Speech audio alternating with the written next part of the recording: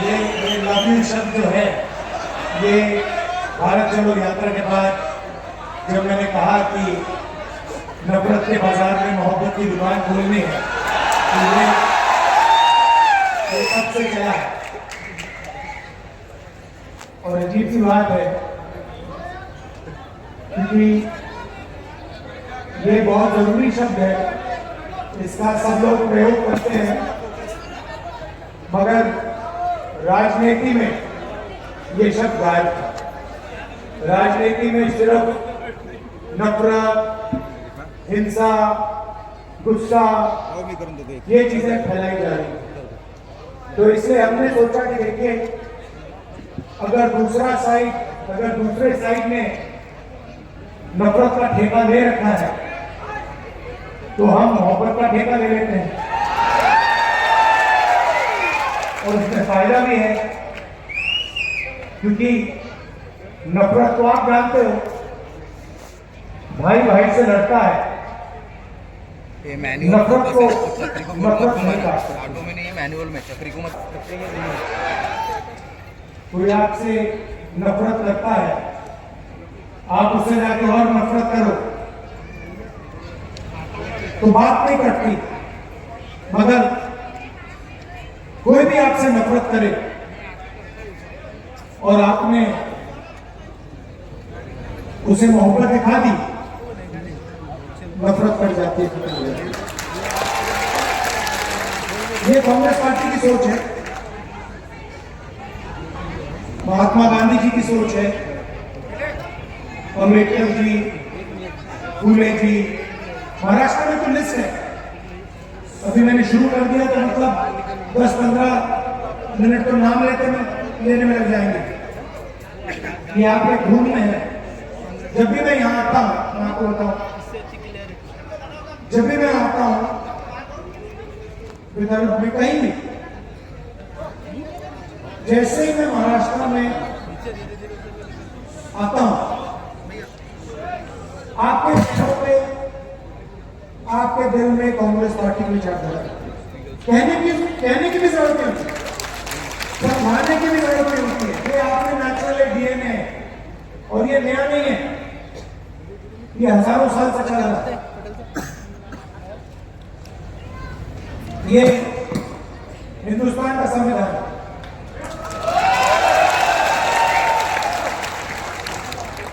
मोदी जी कहते हैं कि लाल रंग वाला संविधान दिखा रहा है, मतलब इसके अंदर जो लिखा है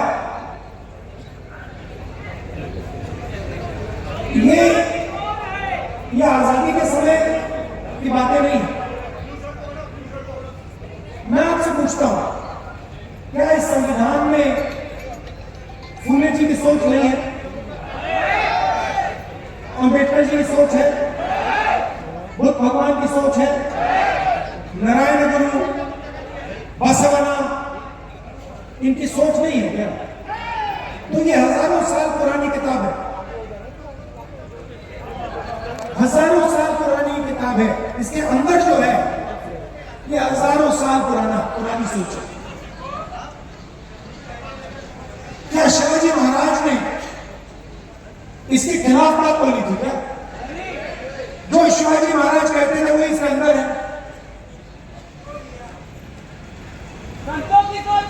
संतों की सोच है, एकता है इसमें, मोहब्बत है इसमें, समानता है इसमें, हर धर्म का आदर है इसमें।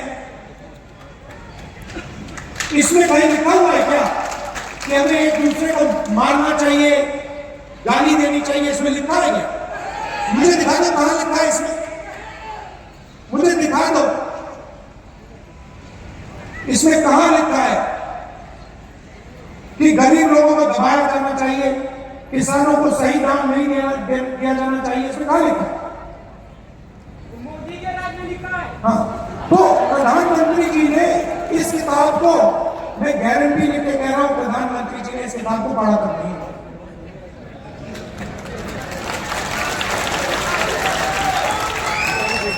क्योंकि अगर प्रधानमंत्री ने ये किताब पढ़ी होती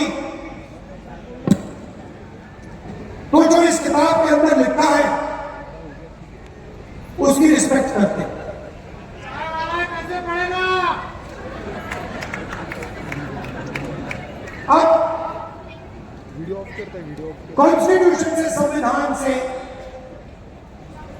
हिंदुस्तान की संस्थाएं निकलती है। इस किताब में लिखा है कि एक व्यक्ति को एक वोट मिलना चाहिए। इसमें लिखा है इलेक्शन होते हैं, हिंदुस्तान में लोकतंत्र है, इसके कारण, और ये है तो अम्बेडकर जी के कारण, गांधी जी के कारण, फूले जी, बुद्ध भगवान, और 24 घंटा नरेंद्र मोदी जी, आरएसएस के लोग इस पर आक्रमण करते हैं। इसमें कहीं लिखा हुआ है कि महाराष्ट्र को की सरकार को चोरी करना चाहिए? लिखा नहीं इसमें कि एमएलए को पैसा देकर महाराष्ट्र की सरकार गिरानी चाहिए, इसमें लिखा है? तो जब इन्होंने महाराष्ट्र की सरकार को आपके हाथों से चोरी किया तो इन्होंने इसको कमजोर किया, हाँ या ना?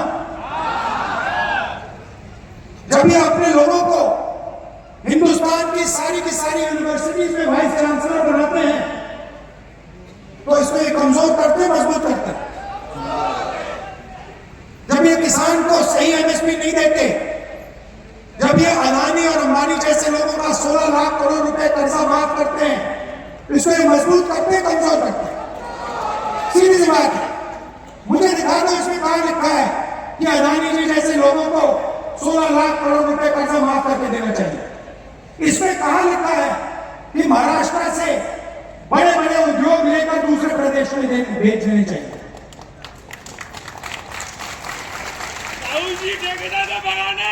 तो 24 घंटा नरेंद्र मोदी, आरएसएस, बीजेपी के लोग इसको खत्म करने में लगे हुए। सामने से नहीं बोल सकते, क्योंकि सामने से बोल के गलती से भी बोल दिया तो फिर हिंदुस्तान की जनता एकदम उन पर टूट पड़ेगी। इसीलिए वो छुप कर बंद कमरों में संविधान की हत्या करते हैं। क्या जब आपकी सरकार छीनी गई, जब विधायकों को करोड़ों रुपए दिए गए, उन्होंने वो काम बंद कमरों में किया या आपके सामने किया? बंद कमरों में किया ना।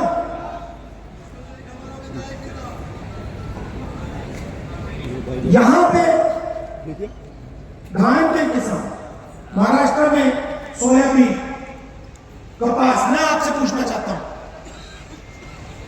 आपको सही दाम मिलता है? आप मेहनत करते हो, आपके हाथ फट जाते हैं, 24 घंटा अपना खून पसीना देते हो और आपकी मेहनत का फल आपको नहीं मिलता।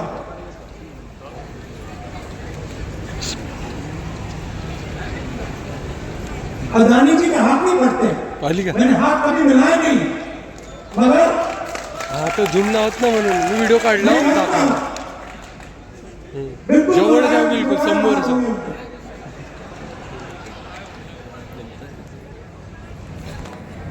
खेत में कभी खेत गए भी नहीं, मगर हिमाचल में अगर आप सेब बेचना चाहते हो तो पहले अदानी जी के गोदाम में डालना पड़ेगा।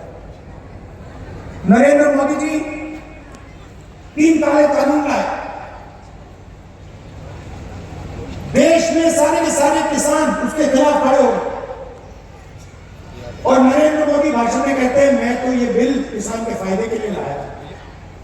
अगर आप किसान का फायदा करने की कोशिश कर रहे थे तो किसान सड़कों पे क्यों करना? क्योंकि किसान जानता है कि आप किसान की कभी मदद नहीं करते हो। 16 लाख करोड़ रुपए आपने अरबपतियों को कर्जा माफ किया। मैं पूछता हूं, नरेंद्र मोदी जी ने 10-11 साल में कितने किसानों का कर्जा माफ किया है? एक का नहीं किया। सारा का सारा प्राइवेटाइज कर देते हैं। आस्ते आस्ते शुरू किया। पहले हिंदुस्तान के पोर्ट पकड़ा दिए, उसके बाद एयरपोर्ट, और अब 1,00,000 करोड़ रुपए धारावी की जमीन अदानी जी के हवाले की जाए। और मीडिया में आपने सुना है, मीडिया में आपने कभी टीवी देखते हो, किसान का चेहरा देखा आपने टीवी पे? कभी टीवी पे आपने मजदूर को देखा है? कभी बेरोजगार युवा को चिल्लाते हुए देखा आपने? अंबानी निशानी देखी ना, डांस गाना देखा ना आपने वहां पे? मोदी जी गए थे ना, राहुल गांधी गया था। तो सीधी सी बात है, वो उनके हैं, मैं आपका हूं।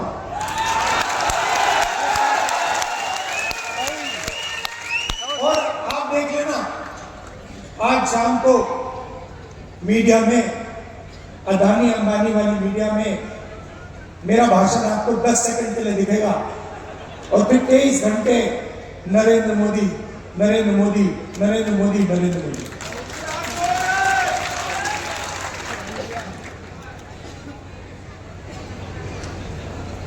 हिंदुस्तान में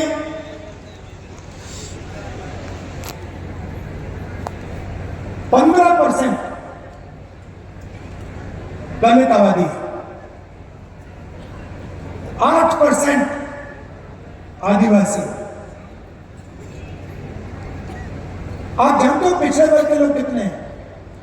52%। 15% दलित, 8% आदिवासी। आप मुझे बता सकते हो कितने हैं पिछड़े वर्ग के लोग? 52%। कोई नहीं जानता। कोई कहता है 52, कोई कहता है 50, कोई कहता है 55। सब जानते हैं कि ओबीसी पिछड़ा वर्ग काफी है, मगर कितने हैं कोई नहीं जानता। जनगणना ने भी तो भी कह नहीं सकते। आप ओबीसी को, दलित को, आदिवासी को, माइनॉरिटी को जोड़ दो, 90% आबादी बनती है। 90%। हिंदुस्तान के कम से कम 50% ओबीसी वाले,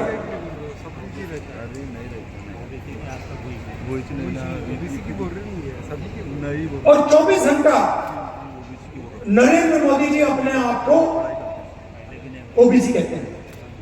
सुना आपने? ओबीसी, मैं ओबीसी हूं, जहां भी जाते हैं मैं ओबीसी हूं, ओबीसी का अपमान हो गया। सबसे बड़ा ओबीसी का अपमान मैं आपको बताता हूं। आप सब जीएसटी लेते हो, सबसे ज्यादा जीएसटी हिंदुस्तान के गरीब लोग देते हैं, मतलब 90% देता है। जितनी जीएसटी हिंदुस्तान का सबसे गरीब व्यक्ति देता है, उतनी ही जीएसटी अदानी देता है। 1 लीटर पेट्रोल गरीब किसान खरीदता है,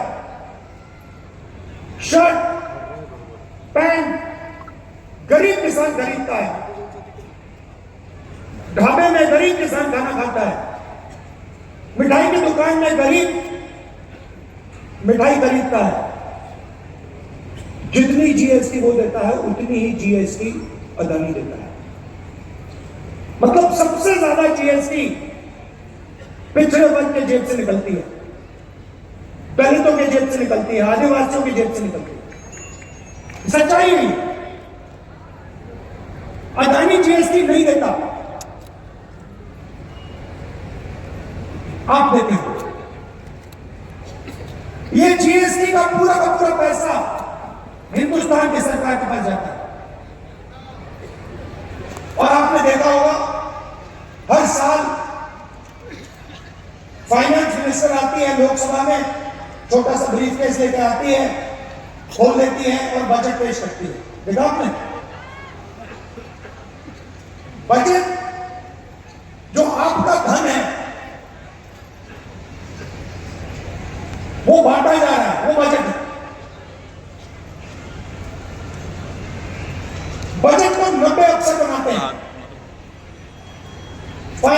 मिनिस्ट्री में, डिफेंस मिनिस्ट्री में, फाइनेंस मिनिस्टर के ऑफिस में, प्रधानमंत्री के ऑफिस में 90 लोग बजट बनाते हैं। मतलब 90 लोग तय करते हैं कि हिंदुस्तान के पिछड़े वर्ग का, दलित का, आदिवासी का पैसा कैसे खर्च होगा। ये अंबानी का पैसा नहीं है, ये अदानी का पैसा नहीं है, ये आपका है। आप रोज देते हो, आपको शायद पता नहीं लगता। ये आपने शर्ट खरीदी 18%, जूते खरीदे 18%, खाना खाया 18%, किसान मेहनत कर रहा है 18%, फावड़ा खरीदा 18%, 20%, 28%, 15%, चलता रहता, निकलता रहता, अंत में वहां पहुंचता। 90 अफसर डिसीजन लेते हैं।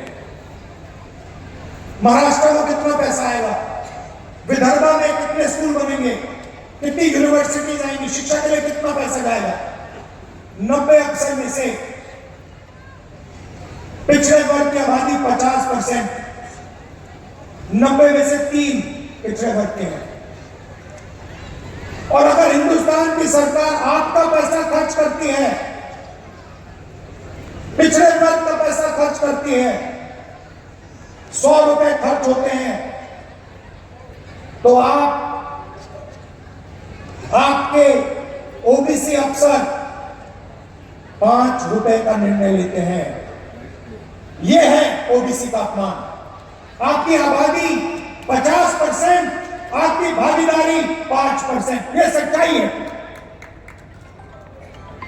दलित अफसर, आपकी आबादी 15%, 100 रुपए का निर्णय होता है, आप 1 रुपये का निर्णय लेते हो। आपकी भागीदारी 15%, 100 रुपए में से 1 रुपया आपका। और आदिवासी भाई, उनकी आबादी 8%, भागीदारी 100 रुपए में से 10 पैसे। भागीदारी 100 रुपए में से 10 पैसे उनके। तो अगर आप पिछड़ों को, दलितों को, आदिवासियों को जोड़ दो, 100 रुपए खर्च होते हैं, 6 रुपए 10 पैसे का निर्णय आप लोग लेते हो। यह है असली अपमान। इसीलिए मैं हर स्पीच में कहता हूं, और लोकसभा में मैंने कहा है कि लोकसभा में कांग्रेस पार्टी 2 काम तो करके दिखाएगी। पहला काम, जाति जनगणना, कि इस देश के हर दलित को, हर आदिवासी को, हर पिछड़े वर्ग के व्यक्ति को पता लग जाए कि उसके जेब में से कितनी चोरी हो रही है और कैसे हो रही है।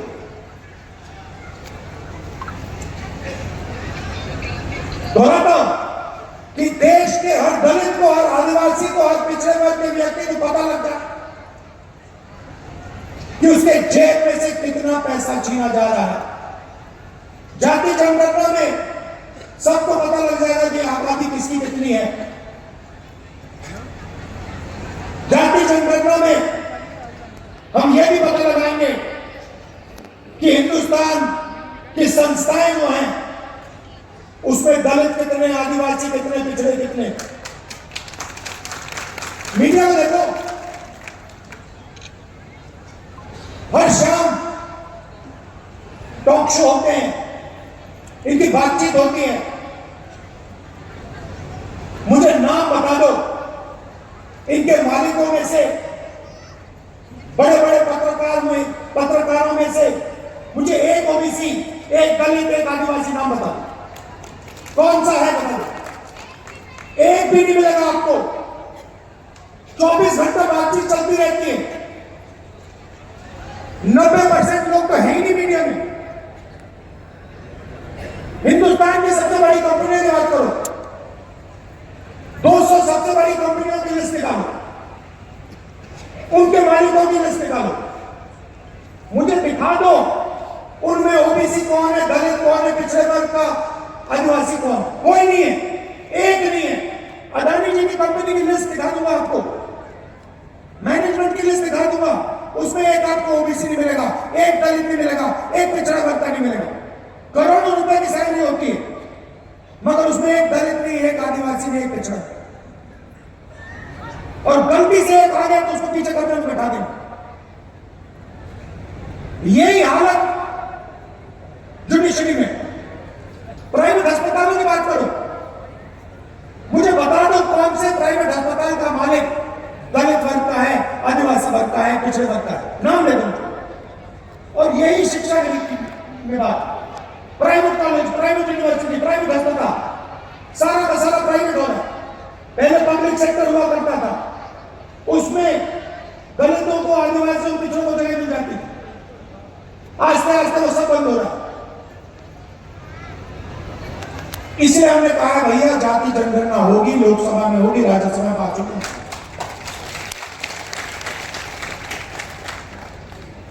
कॉन्स्टिट्यूशन में लिखा है समानता होनी चाहिए, इसमें लिखा है, इसमें लिखा है हर व्यक्ति को एक वोट मिलना चाहिए, इसमें लिखा है समानता होनी चाहिए, इसमें लिखा है हिंदुस्तान की संस्थाएं हिंदुस्तान की जनता की संस्थाएं हैं, किसी एक व्यक्ति की नहीं है। तो पहला काम जाति जनगणना, दूसरा काम ये जो 50% का बना रखा है, रिजर्वेशन का लिमिट लगा रखा है, इसको तोड़ के अमल कर देंगे, परे कर देंगे। हमें 90% वाला हिंदुस्तान चाहिए, जिसमें किसानों की रिस्पेक्ट हो, मजदूरों की रिस्पेक्ट हो, छोटे व्यापारियों की रिस्पेक्ट हो। आज 20-25 लोगों के पास हिंदुस्तान का पूरा धन। छत्तीसगढ़ में हमने सरकार बनाई, हमने पहले ही वायदा कर दिया कि हम धान के लिए छत्तीसगढ़ के किसान को 3,000 रुपए देंगे, बताओ। और फिर चेक कर लो छत्तीसगढ़ के लोगों से जाकर पूछ लो मिला या ना मिला।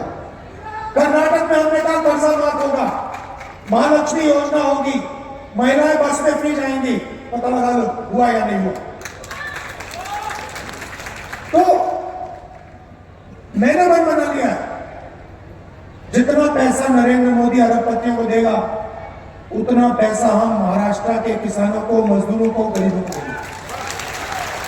इसीलिए हमारी पहली योजना, यहां जो महिलाएं आई हैं आप अच्छी तरह सुन लीजिए, महालक्ष्मी योजना, हर महीने 3,000 रुपए आपके बैंक अकाउंट में फटाफट अंदर।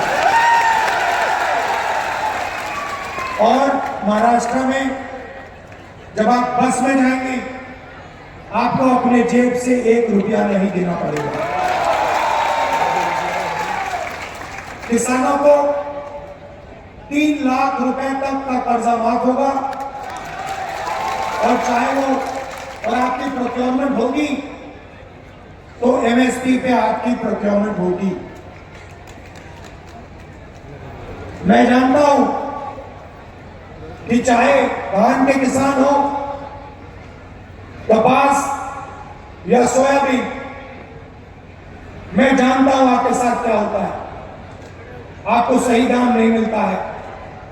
हमारी पूरी कोशिश होगी कि चाहे वो धान के किसान हो, सोयाबीन के किसान हो, कपास के किसान हो, आपको मार्केट में सही रेट मिले। हर गरीब व्यक्ति को 25 लाख रुपए का हेल्थ इंश्योरेंस हमारी सरकार देने जा रही है। जैसे मैंने कहा, सारे के सारे अस्पताल इन्होंने प्राइवेट कर दिए हैं। स्टेंट लगानी पड़ती है, इलाज करवाना पड़ता है, गरीब किसान हो, मजदूर हो, बेरोजगार युवा हो, लाखों रुपए लग जाते हैं। इसलिए हमारी योजना आपको 25 लाख रुपए तक हेल्थ इंश्योरेंस में ऑपरेशन कराने के लिए, इलाज कराने के लिए दी गई। और आखिरी बात, नरेंद्र मोदी जी ने पूरे देश में बेरोजगारी फैला रखी है। ये इन्होंने जो नोटबंदी की, ये जो गलत जीएसटी इन्होंने लागू की, अरबपतियों का 16 लाख करोड़ रुपए इन्होंने कर्जा माफ किया है। इससे हिंदुस्तान की रोजगार की जो रीढ़ की हड्डी थी, ये टूट गई। यह सच्चाई है। अदानी जी, अंबानी जी देश को रोजगार नहीं दे सकते हैं। देश को रोजगार छोटे व्यापारी, स्मॉल और मीडियम बिजनेस चलाने वाले, ये लोग देते हैं। और इन सबको नरेंद्र मोदी जी की पॉलिसीज ने खत्म कर दिया। आज हालत यह है कि हिंदुस्तान अपने युवाओं को रोजगार नहीं दे सकता है। इसीलिए महाराष्ट्र के युवाओं को 4,000 रुपए अलाउंस हमारी सरकार देने जा रही है। और जो 2.5 लाख सरकारी नौकरियां हैं जिनको बीजेपी की सरकार नहीं भरती है, उनको हम भर के आपके हवाले करने जा रहे हैं। अंत में मैं आपको याद दिलाना चाहता हूं कि यह विचारधारा की लड़ाई है, यह संविधान की लड़ाई है। और नरेंद्र मोदी जी, आरएसएस के लोग, बीजेपी के लोग इस संविधान को, अंबेडकर जी के संविधान को, गांधी जी के संविधान को खत्म करने में लगे हैं। सामने से नहीं करते हैं, बंद कमरों में करते हैं, सरकारों को गिराकर करते हैं, किसानों से धन छीनकर करते हैं, अरबपतियों को कर्जा माफ करके इस पर आक्रमण करते हैं। इसीलिए लड़ाई इसकी है, संविधान को बचाने की लड़ाई है। नफरत को मोहब्बत से हराने की लड़ाई है। यह मोहब्बत की किताब है, इसमें आप पढ़ लो, इसमें आपको नफरत कहीं नहीं मिलेगी। नफरत आपको बीजेपी के लोगों के दिल में मिलेगी, इस किताब में नहीं मिलेगी। कांग्रेस पार्टी के कार्यकर्ता के दिल में आपको कभी नहीं मिलेगी, कांग्रेस पार्टी के नेताओं के दिल में आपको कभी नहीं मिलेगी, इंडिया गठबंधन के नेताओं के दिल में आपको नफरत नहीं मिलेगी। यही लड़ाई है और ये आपके खून के अंदर, ये संविधान, ये आपके डीएनए में है, ये आपके खून में है। और मैं जानता हूं, जो मैं आपसे कह रहा हूं आप समझ लो, मैं जानता हूं कि आप हर रोज इस संविधान की रक्षा करते हो, नफरत को मोहब्बत से काटते हो। जैसे मैंने कहा भारत जोड़ो यात्रा में, जो मैंने कहा नफरत के बाजार में आप सब मोहब्बत की दुकान खोलते हो। आप दूर दूर से मेरी बात सुनने आए, इसके लिए मैं आपको दिल से धन्यवाद करता हूं। और अंत में फिर से कहता हूं कि हमें 10-15 लोगों का हिंदुस्तान नहीं चाहिए, हमें अरबपतियों का हिंदुस्तान नहीं चाहिए, हमें किसानों का, मजदूरों का, युवाओं का हिंदुस्तान चाहिए। हमें नफरत का हिंदुस्तान नहीं चाहिए, हमें मोहब्बत का हिंदुस्तान चाहिए। धन्यवाद। जय हिंद। नमस्कार।